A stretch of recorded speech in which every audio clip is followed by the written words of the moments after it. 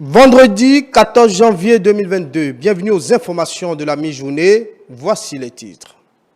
Les maires des 77 communes du Bénin, les présidents et membres des institutions de la République et députés ont été mieux renseignés ce jeudi 13 janvier 2022 sur les grands axes du programme d'action gouvernementale 2. C'est à la faveur d'une cérémonie de présentation qui s'est déroulée à la salle bleue du Palais des Congrès de Cotonou. Les précisions sont à suivre dans un instant. Nous vous proposons également dans ce journal les conseils d'un médecin généraliste sur les précautions à prendre pour gérer la période d'harmattan. À suivre en fin d'édition, un magazine de Mathieu Bocor sur l'état des lieux de la lutte contre le VIH-Sida au Bénin. Voilà pour le sommaire.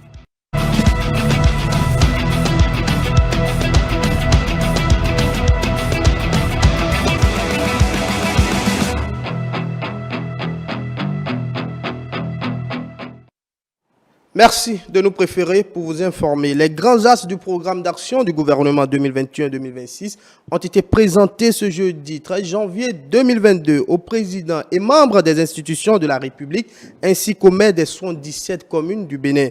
La cérémonie de présentation du document s'est déroulée dans la salle bleue du Palais des Congrès de Cotonou. Ensuite, pour de plus amples explications, le compte rendu de Aziz Adam Soulé et de Edouard Capo. C'est une batterie de projets ambitieux et porteurs d'avenir avec des chiffres de bonne croissance qui figurent dans le programme d'action gouvernementale 2021-2026. À cette cérémonie de présentation des grands axes de ce programme, ils étaient tous présents, les maires des communes du Bénin, les présidents et membres d'institutions de la République et les parlementaires. En entame, le secrétaire général de la présidence Pascal Irénée Koupaki s'est prêté à l'exercice. Tous les projets, programmes et réformes qui y sont contenus devront être mis en œuvre pour répondre à ces trois piliers stratégiques afin de réaliser l'objectif global qui est d'accélérer le développement économique et social du Bénin. Si nous maintenons le cap, notre pays pourra enregistrer un taux de croissance à 2 chiffres à l'horizon 2026 avec plus d'1 300 000 emplois générés. Une attention particulière est accordée au secteur de l'éducation, dont la réforme est amorcée pour développer l'enseignement technique et professionnel. Sur le plan social, les actions du gouvernement ont en ligne de mire prioritairement l'accès des populations aux services sociaux de base et à la protection sociale. C'est un vaste projet qui force l'admiration et mérite l'accompagnement des politiques selon ses personnalités. Un support de projet très digeste, concis et précis. La première des choses à retenir sur ce séminaire atelier, c'est que dès que vous rappelez, vous faites un tour en arrière pour dire si ce projet ou cette forme de grande réalisation s'opérait depuis 20 ans ou 30 ans, où devait être notre pays et à quel niveau de croissance on serait. Nous ne pouvons que souhaiter bon vent à l'équipe gouvernementale et plein succès. Le document a été rédigé dans un cadre logique qui permet une compréhension aussi facile. Et quand on voit les trois piliers sur lesquels repose désormais l'action du gouvernement, il est important de souligner à ce niveau qu'il y a des réformes structurelles et ces réformes forcément porteront vers le développement économique et social de notre pays. C'est un exercice très intéressant, un exercice qui présente un programme d'action du gouvernement que personnellement je qualifie de très cohérent et je crois que c'est l'avis de tous ceux qui sont arrivés. Un programme bien élaboré qui donne beaucoup de visibilité à notre pays, que ce soit visibilité économique, visibilité sociale. Et je pense que dans cette dynamique, le pays a des raisons de croire à son développement. Il était utile qu'on ait un nouveau programme d'action du gouvernement. C'est ce qui vient d'être fait et qui vient d'être présenté magistralement.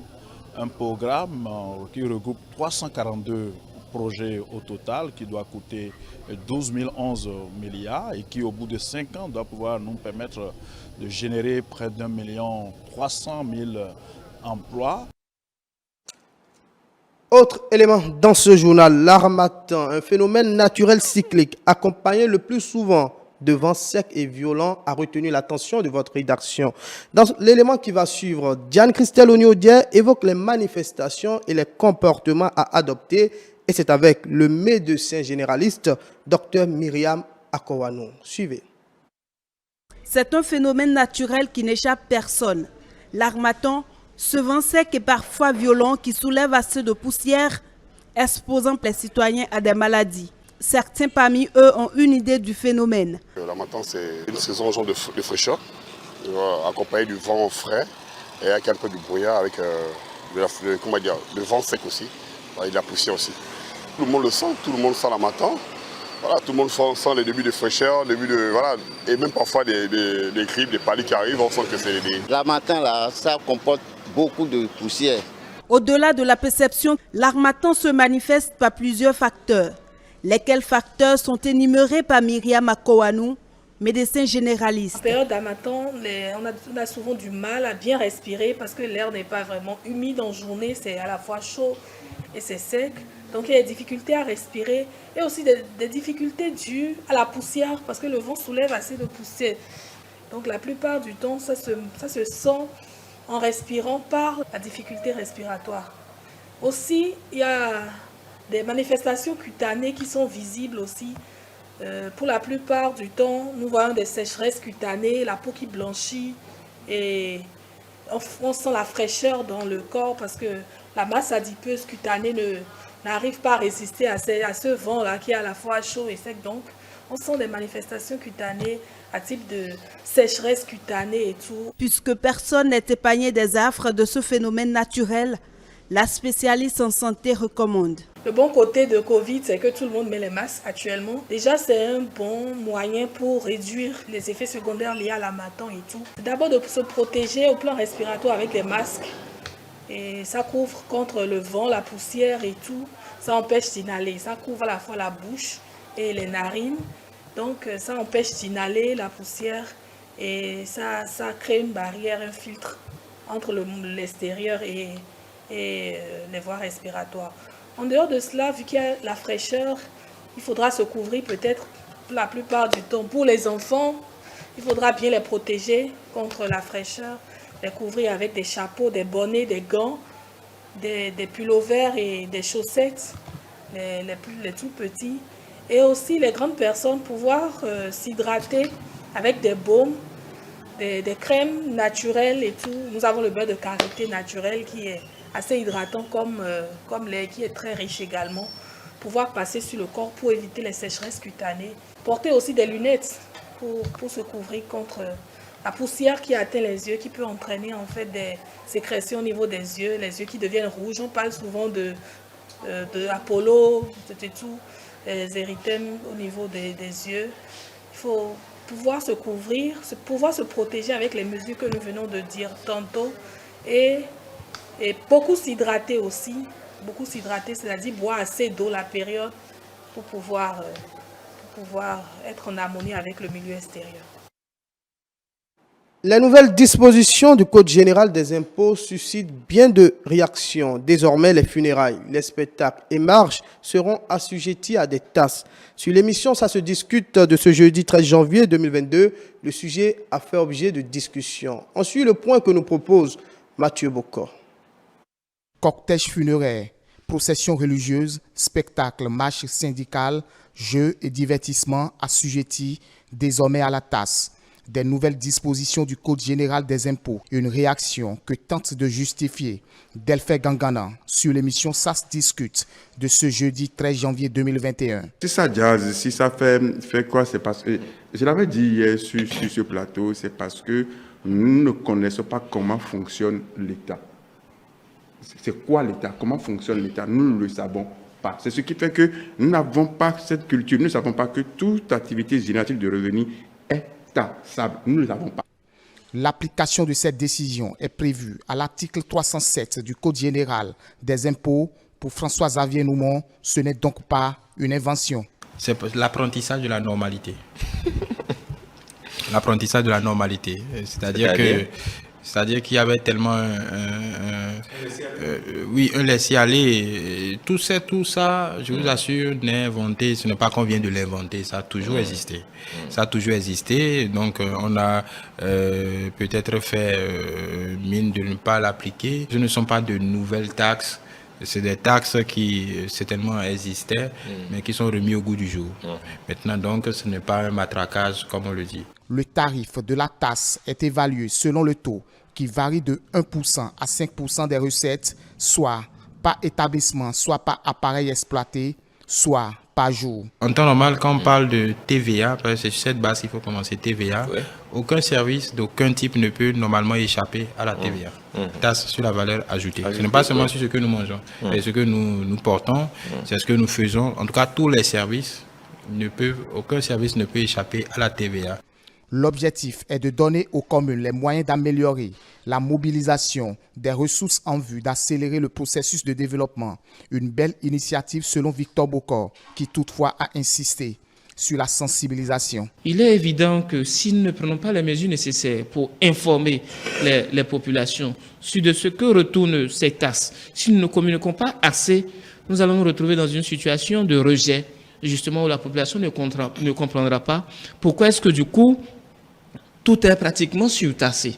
Et voilà pourquoi il est nécessaire, avec l'adoption de ce nouveau code, d'expliquer aux populations, de trouver le cadre nécessaire, et avec les élus locaux et avec des jeunes, quelle que soit la circonstance, de trouver le mécanisme nécessaire pour apporter l'information juste aux populations, quitte à les amener à appréhender un tant soit peu de quoi retournent justement ces nouvelles dispositions et pourquoi tout doit être pratiquement taxé. En attendant, le contribuable est invité à s'acquitter mensuellement de la dite taxe au plus tard le 10 de chaque mois pour les établissements stables. On reste avec vous, Mathieu Bokor, pour parler à présent de l'état des lieux du VIH-Sida et des avancées enregistrées au Bénin ces dernières années. Reportage.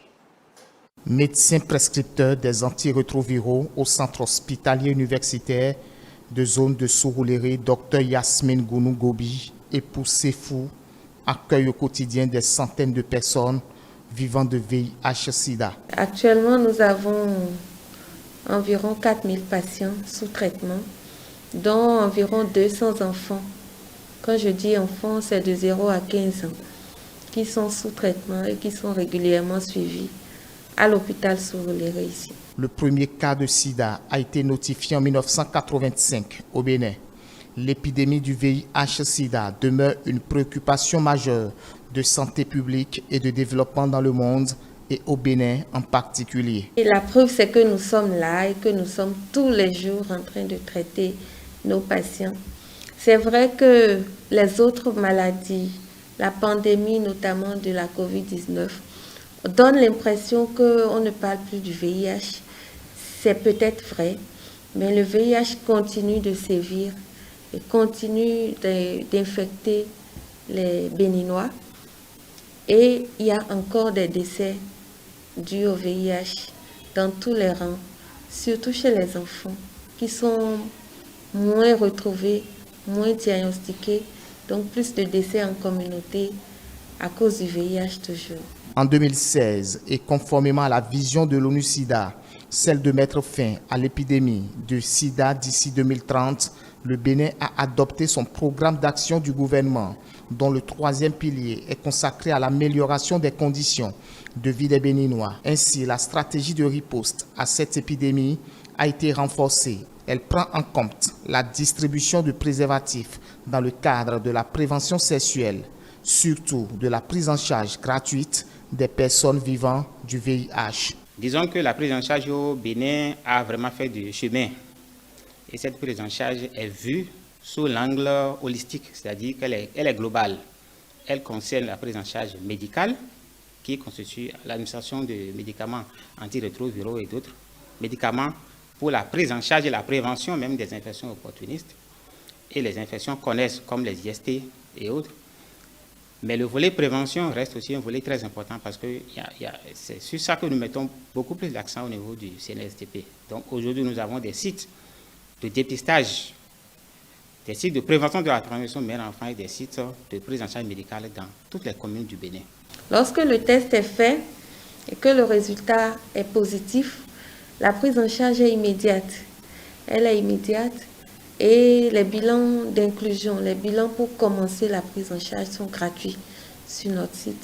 Les bilans de suivi également, au fil des mois, au fil des années, sont également gratuits. La prise en charge se fait également par les médicaments, les ARV, dont nous disposons et que nous servons aux patients selon une périodicité. Ils viennent chercher leurs médicaments.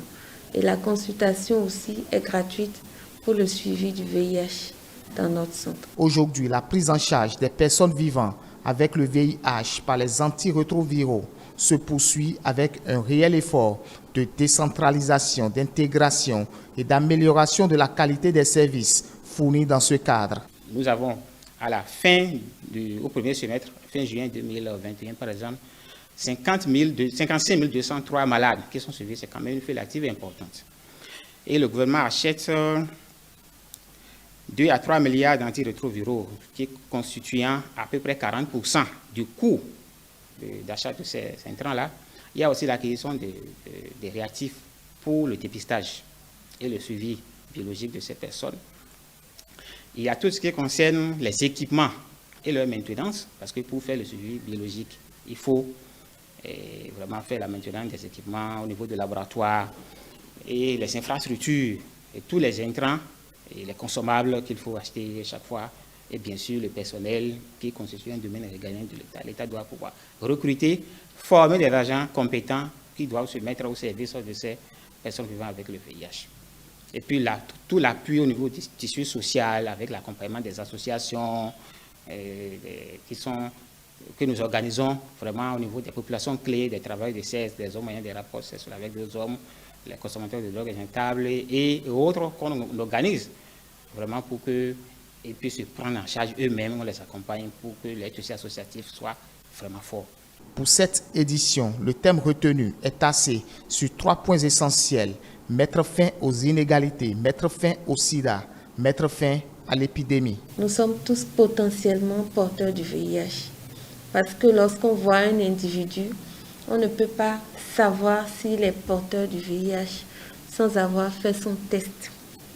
Donc la première chose à faire, c'est d'abord le test du VIH. Lorsque vous faites le test du VIH, si vous êtes négatif, c'est bien, mais il faut tout faire pour maintenir le statut négatif. Et donc il faut se protéger.